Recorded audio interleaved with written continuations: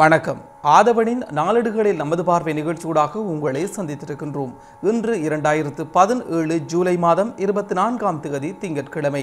வாரத்தின் முதல் நாளில் உங்களை சந்தித்திருக்கின்றோம். இந்த வாரம் கடந்த வாரம் எவ்வாறு அமைந்திருந்தது, கடந்த வாரத்தில் இடம்பெற்ற செய்திகள், அதே போன்று இந்த வாரத்தில் இடம்பெறப் போகின்ற செய்திகளை தாங்கியதாக தாயகத்திலிருந்து பிரசுரமாகின்ற பத்திரிகைகளில் இடம் பிடித்திருக்கக்கூடிய முக்கியமான செய்திகள் மீது எங்கள் பார்வையினை செலுத்தப் போகின்றோம். அந்த வகையில் வீரகேசரி பத்திரிகையின் முன்பக்கத்தில் இடம் பிடித்திருக்கின்ற பிரதான செய்தி மீது எங்கள் பார்வையினை செலுத்துவமாக இருந்தால், நீதிபதி இளஞ்செழியன் இலக்கல்ல, விசாரணையில் உறுதி, இரு சந்தேக நபர்கள் கைது, போலீஸ் பேச்சாளர் ருவான் குணசேகர தகவல் என்று தலைப்பிட்ட அந்த செய்தி காணப்படுகிறது. இன்றைய பிரதான செய்தியாக வீரகேசரி பத்திரிகையில் அந்த செய்தி இவ்வாறு தொடர்ந்து செல்கிறது.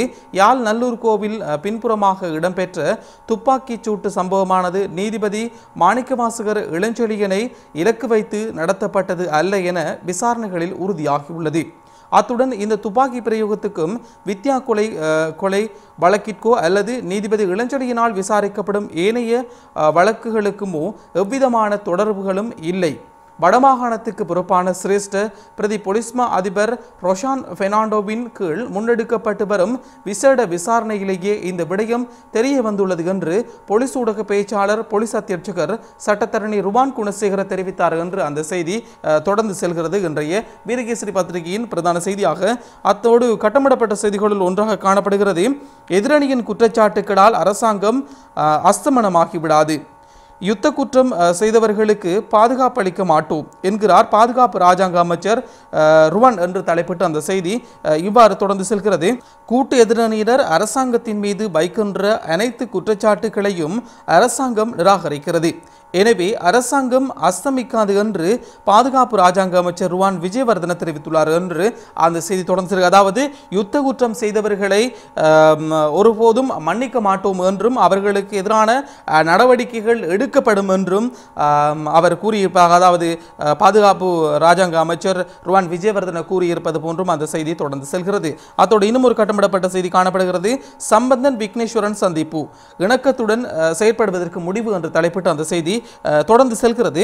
வடமாகாண சபையில் காணப்படும் நிலைமைகள் தொடர்பில் தமிழ் தேசிய கூட்டமைப்பின் அங்கத்துவம் வகிக்கும் பங்காளி கட்சி தலைவர்களுடன் சந்திப்பை மேற்கொண்டு கலந்துரையாடிய பின்னரே அடுத்த கட்ட நடவடிக்கை மேற்கொள்ளப்படும் என இரா சம்பந்தன் கூறியிருப்பதாகவும், அதே போன்று வடக்கு மாகாணத்தில் நிலவி வந்த அந்த குழப்பகரமான சூழ்நிலைக்கு முடிவு காண்பதற்கான செயற்பாடுகளை முன்னெடுப்பதாக இருவருக்கும் இடையில் ஒரு இணக்கப்பாடு ஏற்பட்டுள்ளதாகவும் அந்த செய்தி தொடர்ந்து செல்கிறது. இன்றைய வீரகேசரி பத்திரிகையின் முன்பக்கத்தில் முக்கியமான செய்திகளில் ஒன்றாக. அத்தோடு இன்று வெளியாக இருக்கக்கூடிய தினக்குரல் பத்திரிகையின் பிரதான செய்தி பக்கம் எங்கள் பார்வையினை செலுத்துவமாக இருந்தால், இளஞ்செழியன் மீதான தாக்குதல் முழு விசாரணைக்கு ஜனாதிபதி உத்தரவு, அவரது பாதுகாப்பை அதிகரிக்கவும் பணிப்பு என்று தலைப்பிட்டு அந்த செய்தி காணப்படுகிறது. இன்றைய தினக்குரல் பத்திரிகையினுடைய பிரதான செய்தியாக அந்த செய்தி இவ்வாறு தொடர்ந்து செல்கிறது. யாழ் மேல் நீதிமன்ற நீதிபதி மா இளஞ்செழியன் மீதான துப்பாக்கிச் சூட்டு சம்பவம் தொடர்பில் முழுமையான விசாரணைகளை நடத்துமாறு ஜனாதிபதி மைத்ரிபால சிறிசேன உத்தரவிட்டுள்ளதாக தெரிய வருகிறது. நீதிபதி இளஞ்செழியனுடன் நேற்று ஞாயிற்றுக்கிழமை தொடர்பு கொண்ட ஜனாதிபதி மைத்ரிபால சிறிசேன நேற்று முன்தினம் இடம்பெற்ற சம்பவத்திற்கு கவலை வெளியிட்டுள்ளார் என்று அந்த செய்தி காணப்படுகிறது.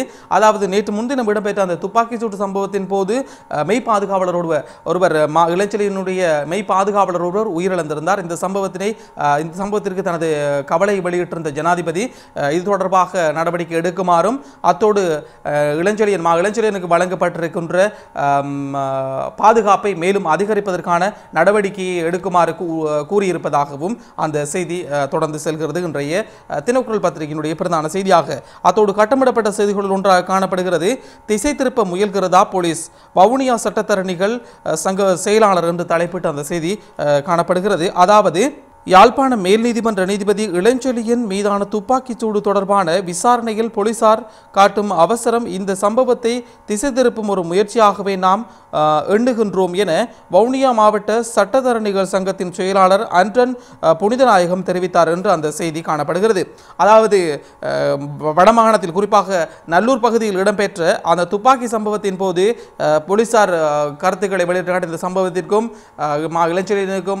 இளஞ்செழியனை இலக்கு வைத்து திட்டமிட்டதாக இந்த தாக்குதல் சம்பவம் முன்னெடுக்கப்படவில்லை. இது எதர்ச்சியாக நடைபெற்ற ஒரு சம்பவம் என்றும் இது தொடர்பாக இருவர் சந்தேகத்தின் பேரில் கைது செய்யப்பட்டிருப்பதாகவும் போலீஸ் அறிக்கையில் குறிப்பிடப்பட்டிருக்கிறது. எனவே இந்த அறிக்கைகள், இந்த விசாரணைகள், வெளியிட்டிருக்கப்பட்டிருக்கக்கூடிய தகவல்கள் இவை அனைத்தையும் இந்த இந்த சம்பவத்துடன் தொடர்புபட்டதாக இருந்த போதிலும் இதனை திசை திருப்புவதற்காக போலீசார் இவ்வாறான ஒரு விசாரணையை முன்னெடுத்து வருகின்றார்களா என்று வவுனியா சட்டத்தரணிகள் சங்கம் தங்களுடைய அதிருப்தியை வெளியிட்டிருக்கின்றார்கள் என்று அந்த செய்தி காணப்படுகிறது. இன்னும் ஒரு கட்டமிடப்பட்ட செய்தி இருக்கிறது. மல்வத்து பீடம் கடும் கண்டனம் என்று தலைப்பிட்டு அந்த செய்தி காணப்படுகிறது. நீதிபதிகளை இலக்கு வைத்து மேற்கொள்ளப்படும் தாக்குதல்களை ஒருபோதும் அனுமதிக்க முடியாது என மல்வத்து பீடம் தெரிவித்துள்ளது. யாழ்ப்பாணத்தில் நீதிபதி இளஞ்சொலியனை இலக்கு வைத்து நடத்தப்பட்டதாக கூறப்படும் இந்த துப்பாக்கிச் சூட்டு சம்பவம் தொடர்பில் நேற்று கண்டி மல்வத்து பீடத்தில் கருத்து தெரிவித்திருந்த போதே அவர்கள் மல்வத்து பீடாதிபதிகளுக்கு இடையில் இடம்பெற்ற அந்த கலந்துரையாடலின் போதே தங்களுடைய கண்டனத்தை வெளியிட்டிருப்பதாக அந்த செய்தி காணப்படுகிறது. இன்றைய தினக்குரல் பத்திரிகையின் முன்பக்கத்தில் முக்கிய செய்திகளில் ஒன்றாக. அத்தோடு இன்று வெளியாக இருக்கக்கூடிய சுடரொளி பத்திரிகையின் பிரதான செய்தி பக்கம் எங்கள் பார்வையில் செலுத்துவமாக இருந்தால் ஜனாதிபதி கடும் கண்டனம். இளஞ்சொலியன் உட்பட அனைத்து நீதிபதிகளினதும் பாதுகாப்பை உறுதிப்படுத்துமாறு போலீஸ் மா அதிபருக்கு நேற்று பணிப்புரை என்று தலைப்பிட்டு அந்த செய்தி காணப்படுகிறது. இவ்வாறு அந்த செய்தி தொடர்ந்து செல்கிறது. யாழ்ப்பாணம் மேல் நீதிமன்ற நீதிபதி மா இளஞ்சொலியன் பயணம் செய்த வேளை நேற்று முன்தினம் மாலை நல்லூர் பிரதேசத்தில் மேற்கொள்ளப்பட்ட துப்பாக்கிச்சூடு சம்பவத்தை வன்மையாக கண்டித்துள்ளார் ஜனாதிபதி மைத்ரிபால சிறிசேன என்று அந்த செய்தி காணப்படுகிறது. அதாவது கண்டனத்தை வெளியிட்டது மாத்திரமல்லாது நீதிபதிகளினுடைய இளஞ்சொலியன் உட்பட அனைத்து நீதிபதிகளினுடைய பாதுகாப்பை மேலும் அதிகரிக்குமாறு போலீஸ் மா அதிபருக்கு ஜனாதிபதி பணிப்புரை விடுத்து நேற்றைய தினம் உடனடியாகவே இளஞ்சொலியனுடைய பாதுகாப்பை அதிகரித்திருந்தமையும் சுட்டிக்காட்டி அந்த செய்தினை பிரதான செய்தியாக பிரசுரித்திருக்கிறார்கள். இன்றைய சுடரொளி பத்திரிகையின் முன்பக்கத்தில் பிரதான செய்தியாக கட்டமிடப்பட்ட செய்திகளில் ஒன்றாக காணப்படுகிறது. காணாமல் போனோர் குறித்த அலுவலகம் ஆபத்தானது, பதறுகிறார் மஹிந்த என்று தலைப்பிட்டு அந்த செய்தி இருக்கிறது.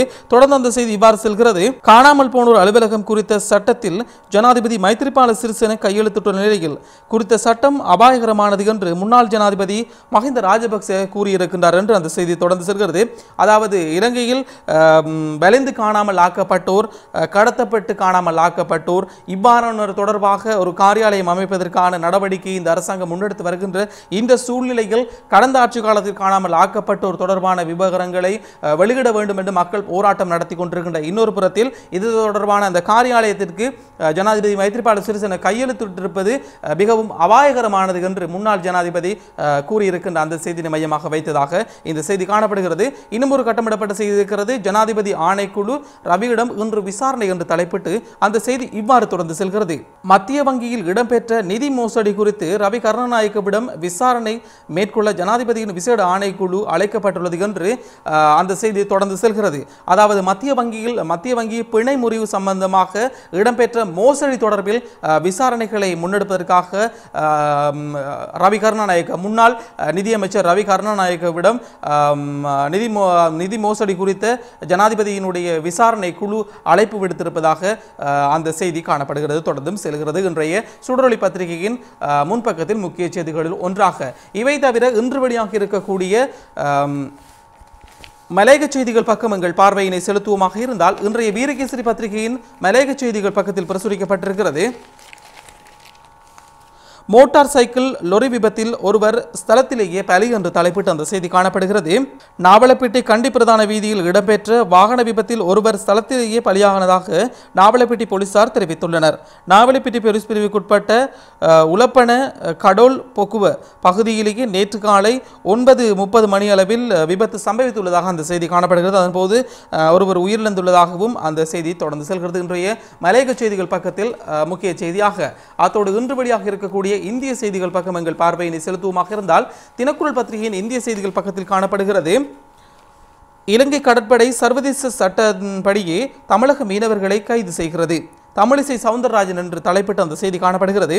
சர்வதேச சட்டப்படியே தமிழக மீனவர்களை இலங்கை கடற்படை கைது செய்வதாக தமிழக பாஜக தலைவர் தமிழிசை சவுந்தரராஜன் தெரிவித்துள்ளார். ஜிஎஸ்டி குறித்த விழிப்புணர்வு நிகழ்ச்சி தியாகராஜ நகரில் உள்ள பாஜக மாநில தலைமை அலுவலகத்தில் நடந்தது. இதில் பங்கேற்று கருத்து தெரிவித்த போதே அவர் இவ்வாறு கூறியிருப்பதாகவும், அதாவது இலங்கையில் கைது செய்யப்படுகின்ற தமிழக மீனவர்கள் சர்வதேச சட்டத்தின்படியே அவர்களை இலங்கை கடற்படையினர் கைது செய்வதாக அவர் கூறியிருக்கின்றார். இது எப்படியோ தொடர்ச்சியாக இந்த கைது நடவடிக்கைகளும் அவர்கள் அத்துமீறி மீன்பிடியும் தொடர்ந்து கொண்டே இருக்கிறது. இதற்கு இருதரப்பாரும் எந்த ஒரு நடவடிக்கையும் முன்னெடுக்கவில்லை என்பதுதான் ஒரு கவலைக்குரிய விடயமாக இருக்கிறது. அதனை மையமாக வைத்ததாக இன்றைய இந்திய செய்திகள் பக்கத்தில் இந்த செய்தி பிரசுரிக்கப்பட்டிருக்கிறது. அதோடு உலக செய்திகள் பக்கம் எங்கள் பார்வையினை செலுத்துவமாக இருந்தால் இன்றைய சுடரொளி பத்திரிகையின் உலக செய்திகள் பக்கத்தில் எங்கள் பார்வையினை செலுத்தலாம். நவாஸ் ஷரீப் நீக்கம், பாகிஸ்தான் புதிய பிரதமராக சகோதரருக்கு வாய்ப்பு என்று தலைப்பிட்ட அந்த செய்தி காணப்படுகிறது. பாகிஸ்தானில் பனாமா ஊழல் வழக்கில் பிரதமர் நவாஸ் ஷரீப் குற்றவாளியாக அறிவிக்கப்பட்டால் அவரது சகோதரர் பிரதமராக வாய்ப்புள்ளதாக தகவல் வெளிவந்துள்ளது. நவாஸ் ஷரீப் மற்றும் அவரது குடும்பத்தினர் மீது எழுந்துள்ள பனாமா கேட் ஊழல் குற்றச்சாட்டுகள் குறித்து சிறப்பு கூட்டு புலனாய்வு அமைத்து விசாரணை நடத்த பாகிஸ்தான் உச்சநீதிமன்றம் உத்தரவிட்டது என்றும், இந்த விசாரணையின் மூலம் நவாஸ் ஷரீப் மீதான குற்றச்சாட்டு நிரூபிக்கப்பட்டால் அவருடைய சகோதரர் பிரதமராகக்கூடிய வாய்ப்புகள் இருப்பதாக அந்த செய்தி தொடர்ந்து செல்கிறது இன்றைய சுடரொளி பத்திரிகையின் உலக செய்திகள் பக்கத்தில். அத்தோடு இன்று வெளியாக இருக்கக்கூடிய டெய்லி மிரர் பத்திரிகையின் முன்பக்கத்தில் இடம்பெடுத்திருக்க பிரதான செய்தியை பார்ப்போமாக இருந்தால், under the new system member of local government members will double என்று தலைப்பிட்டு அந்த செய்தி காணப்படுகிறது. அதாவது புதிய தேர்தல் முறைமைக்கு ஏற்ப உள்ளூராட்சி சபைகளுடைய உறுப்பினர்களின் எண்ணிக்கை இரட்டிப்பாக அதிகரிக்கும் என்று ஃபைசல் முஸ்தபா, மாகாண அமைச்சர் ஃபைசல் முஸ்தபா தெரிவித்திருப்பதாகவும், அதற்கான ஏற்பாடுகள் தற்போது இடம்பெற்றுக் கொண்டிருக்கிற இந்த சூழ்நிலையிலேயே ஃபைசல் முஸ்தபா இந்த கருத்தினை வெளியிட்டிருக்கின்றார் என்பதை மையமாக வைத்ததாக இன்றைய டெய்லி மிரர் பத்திரிகையினுடைய முன்பக்கத்தில் பிரதான செய்தி இடம்பெற்றிருக்கிறது. அத்தோடு இன்று வெளியாக இருக்கக்கூடிய லங்காதீப பத்திரிகையின் பிரதான செய்தி மீது எங்கள் பார்வையினை செலுத்துவோமாக இருந்தால், யாப்பனே மகாதிகார்ன வினிசுரன்கே போலீஸ் ரெக்கவருண்ட வெடி என்று தலைப்பிட்டு அந்த செய்தி காணப்படுகிறது. அதாவது யாழ்ப்பாணத்தில் நேற்று முன்தினம் இடம்பெற்றிருந்த துப்பாக்கி சூட்டு சம்பவம் தொடர்பாக அதில் யாழ்ப்பாண மேல் நீதிமன்ற நீதிபதி மா இளஞ்செழியனுடைய மெய் பாதுகாவலருக்கு அதாவது துப்பாக்கி சூடு நடத்தப்பட்டதாகவும், அதன் மூலம் ஒருவர் உயிரிழந்துள்ளதாகவும், இன்னும் வைத்தியசாலையில் சிகிச்சை பெற்று வருவதாகவும் அந்த செய்தி தொடர்ந்து செல்கிறது. இன்றைய லங்காதீப பத்திரிகையினுடைய முன்பக்கத்தில் இடம்பெடுத்திருக்கக்கூடிய பிரதான செய்தியாக. அத்தோடு இன்று வெளியாக இருக்கக்கூடிய ஆசிரியர் தலையங்கம் மீது எங்கள் பார்வையினை செலுத்துவமாக இருந்தால், இன்றைய வீரகேசரி பத்திரிகையின் ஆசிரியர் தலையங்கமாக காணப்படுகிறது. யாழ் துப்பாக்கிச்சூட்டு சம்பவத்தின் பின்னணி கண்டறியப்பட வேண்டும் என்று தலைப்பிட்டு அந்த ஆசிரியர் தலையங்கம் காணப்படுகிறது. யாழ் மேல் நீதிமன்ற நீதிபதி மா இளஞ்செழியனை இலக்கு வைத்து மேற்கொள்ளப்பட்டதாக கூறப்படும் துப்பாக்கிச்சூட்டு சம்பவமானது பெரும் அதிர்ச்சியினை மக்கள் மத்தியில் ஏற்படுத்தி இருக்கிறது. யாழ்ப்பாணம் நல்லூர் வீதியில் பட்ட பகலில் இந்த சம்பவம் அரங்கேறப்பட்டிருக்கின்றது. சம்பவத்தில் மேல் நீதிமன்ற நீதிபதி இளஞ்செழியன் மயிரிழையில் உயிர் தப்பியுள்ள போதிலும் அவரது மெய்ப்பாதுகாவலரான போலீஸ் சார்ஜென்ட் உயிரிழந்துள்ளார். மற்றும் ஒரு மெய்ப்பாதுகாவலரான போலீஸ் கான்ஸ்டபிள் காயமடைந்துள்ளார் என்றும், இது தொடர்பான விசாரணைகள் துரிதப்படுத்த வேண்டும், இது தொடர்பான விசாரணைகளில் உண்மைத்தன்மை இருக்க வேண்டும் என்பது போன்ற அந்த வலியுறுத்தலுடனான செய்தியாக இன்றைய தினம் வீரகேசரி பத்திரிகையினுடைய ஆசிரியர்களிடம் அதனை மையமாக வைத்ததாக இன்றைய வீரகேசரியின் ஆசிரியர் தலையங்கத்தினை தீட்டியிருக்கின்றார்கள். அத்தோடு இன்று வெளியாக இருக்கக்கூடிய தினக்குரல் பத்திரிகையின் ஆசிரியர் தலையங்கம் பக்கம் எங்கள் பார்வையினை செலுத்துவமாக இருந்தால், தினக்குரல் பத்திரிகையின் ஆசிரியர் தலையங்கம் இவ்வாறு காணப்படுகிறது. நீதியின் குரலை மௌனமாக்கும் முயற்சி என்று தலைப்பிட்டு காணப்படுகிறது. யாழ் மாவட்ட மேல் நீதிமன்ற நீதிபதி மாணிக்கவாசகர் இளஞ்செழியனை இலக்கு வைத்து நடத்தப்பட்டதாக சந்தேகிக்கப்படும் துப்பாக்கிச்சூட்டு சம்பவம் குடாநாட்டு மக்கள் மத்தியில் பெரும் அதிர்ச்சியையும் கவலையையும் ஏற்படுத்தி இருக்கிறது. கடந்த சனிக்கிழமை மாலை நல்லூர் கந்தசுவாமி ஆலயத்தில் சமீபமாக இடம்பெற்ற இந்த சம்பவத்தில் நீதிபதி இளஞ்செழியன் தெய்வாதீனமாக மயிரிழையில் உயிர் தப்பியிருப்பதுடன் கடும் காயமடைந்த அவரின் இரு மெய்ப்பாதுகாவலர்களில் ஒருவர் உயிரிழந்தார் என்று அந்த செய்தி காணப்படுகிறது. அதாவது வீரகேசரி பத்திரிகையினுடைய அந்த செய்தியை ஒட்டியதாகவும், ஆனால் வித்தியாசமான தலைப்பில் இந்த செய்தியினை தலைப்பிட்டிருக்கிறார்கள். குறிப்பாக நீதியின் குரலை மௌனமாக்கும் முயற்சி என்று, அதாவது இளஞ்செழியனை இலக்கு வைத்தோ அல்லது அவரை அச்சுறுத்தும் வகையிலோ மேற்கொள்ளப்பட்ட அந்த துப்பாக்கி சூட்டின் காரணமாக நீதியினுடைய குரலை அடக்க முடியுமா, ஒடுக்க முடியுமா என்பது போன்ற அந்த கேள்விக்குறியுடனான அதனை மையமாக வைத்து அந்த கேள்விக்குறியுடனான செய்தியினை இன்றைய ஆசிரியர் தினக்குரலானுடைய ஆசிரியர் பீடம் ஆசிரியர் தலையங்கமாக தீட்டியிருக்கிறது. அத்தோடு இன்று வெளியாக இருக்கிற சுடரொளி பத்திரிகையின் ஆசிரியர் தலையங்கம் மீது எங்கள் பார்வையினை செலுத்துவமாக இருந்தால் சுடரொளி பத்திரிகையின் ஆசிரியர் தலையங்கம் இவ்வாறு காணப்படுகிறது. நீதியை காப்போம் என்று தலைப்பிட்டு அந்த செய்தி இருக்கிறது. யாழ் மாவட்ட மேல் நீதிமன்ற நீதிபதி மா இளஞ்செழியன் மீது தாக்குதல் நடத்தப்பட்டிருப்பது பேரதிர்ச்சியையும் பதற்றத்தையும் ஏற்படுத்தி இருக்கிறது. இத்தகைய ஒரு செயல் மிக மிக மோசமானது என்று அந்த செய்தி காணப்படுகிறது. குறிப்பாக இன்று வெளியாக இருக்கக்கூடிய பிரதான செய்தி முதல் கட்டமிடப்பட்ட செய்தி வரை ஆசிரியர் தலையங்கம் கூட அந்த செய்தியாகத்தான் இருக்கிறது. காரணம், வடமாகாணத்தில் இடம்பெற்றிருக்கக்கூடிய ஒரு மிகப்பெரிய ஒரு எதிர்பாராத சம்பவமாக கருதப்படக்கூடியது. காரணம், தற்போது பல வழக்குகள், முக்கியமான வழக்குகள் யாழ் மேல் நீதிமன்றத்தில் இடம்பெற்று வருகிறது. இந்த வழக்குகள், முக்கியமான வழக்குகள் இடம்பெற்று வருகின்ற நிலையில் எதிர்ச்சியாக ஒரு இடம்பெற்ற சம்பவமாக கூட இதனை கருதலாம். எனவே இந்த சம்பவத்தினை ஒட்டியதாகவே இன்று கடந்த 2 நாட்களாகவே, இன்னும் எத்தனை நாட்களுக்கு நீடிக்கப் போகிறதோ தெரியவில்லை, இருந்தாலும் இந்த செய்தியை ஒட்டியதாகவே ஆசிரியர் தலையங்கம் உட்பட அனைத்து செய்திகளுமே மையமாக வந்து கொண்டிருக்கிறது. அது மட்டுமல்லாது ஆதவன் இணையதளத்தில் கூட நாங்கள் உடனுக்குடன் இந்த செய்திகளையும் வழங்கிக் கொண்டிருக்கின்றோம் என்பதையும் ஞாபகப்படுத்திக் கொண்டு கேலிச்சித்திரம் மீது எங்கள் பார்வையினை செலுத்தப் போகின்றோம். அந்த வகையில் இன்றைய வீரகேசரி பத்திரிகையின் கேலிச்சித்திரம் மீது எங்கள் பார்வையினை செலுத்துவோமாக இருந்தால், வீரகேசரி பத்திரிகையினுடைய கேலிச்சித்திரம் இவ்வாறு காணப்படுகிறது. வடபுலத்தில் நேற்று முன்தினம் இடம்பெற்றிருந்த, அதாவது யாழ் நல்லூர் பகுதியில் இடம்பெற்றிருந்த துப்பாக்கி சூட்டு சம்பவம் இலங்கையினுடைய நீதித்துறைக்கு பாதிக்காது. நேற்று முன்தினம் யாழில் இடம்பெற்றிருந்த அந்த துப்பாக்கிச்சூடு சம்பவம், குறிப்பாக யாழ் மேல் நீதிமன்ற நீதிபதி மா இளஞ்செழியனுடைய வாகனத்தின் மீது, அவருடைய மெய் பாதுகாவலர்கள் மீது ஏற்படக்கூடிய அந்த துப்பாக்கிச்சூட்டு சம்பவமானது நீதித்துறையில் எந்த விதமான மாற்றத்தினையும் ஏற்படுத்தாது என்று ஒரு பக்கம் கூறுகின்ற போதிலும், தற்போது யாழ் மேல் நீதிமன்றத்தில் முன்னெடுக்கப்பட்டு கொண்டிருக்கின்ற விசாரணைகளில் அதாவது நீதி என்ற அந்த தராசில் வைக்கின்ற போது ஏதாவது மாற்றங்கள் ஏற்படுமா, அந்த நீதியினுடைய தராசில் சரிவுகள் அல்லது உயர்வுகள் ஏற்படக்கூடுமா என்பது போன்ற அந்த கேள்விக்குறியுடனான கேலி சித்திரத்தினை இன்றைய வீரகேசரி பத்திரிகையினுடைய ஆசிரியர்களிடம் தீட்டியிருக்கிறது என்பதையும் சுட்டிக்காட்டிக் கொண்டு இறுதியாக நாங்கள் இன்றைய தினக்குரல் பத்திரிகையினுடைய கேலி சித்திரம் மீது எங்கள் பார்வையினை செலுத்தலாம். அந்த வகையில் தினக்குரல் பத்திரிகையின் கேலி சித்திரமாக காணப்படுகிறது.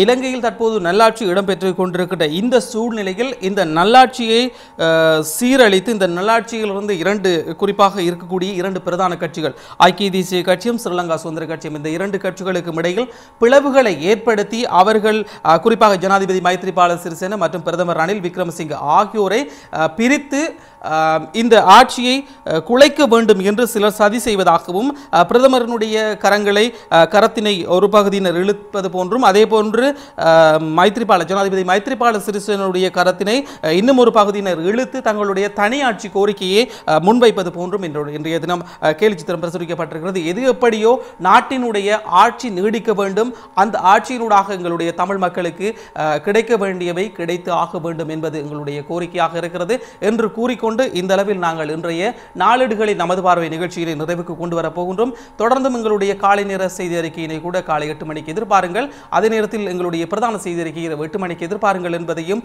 ஞாபகப்படுத்திக் கொண்டு மற்றும் ஒரு நிகழ்ச்சியில் உங்கள் அனைவரையும் சந்திக்கலாம் என்ற நம்பிக்கையோடு விடைபெறுகின்றேன். சந்திப்போம் மற்றும் ஒரு நிகழ்ச்சியில். வணக்கம்.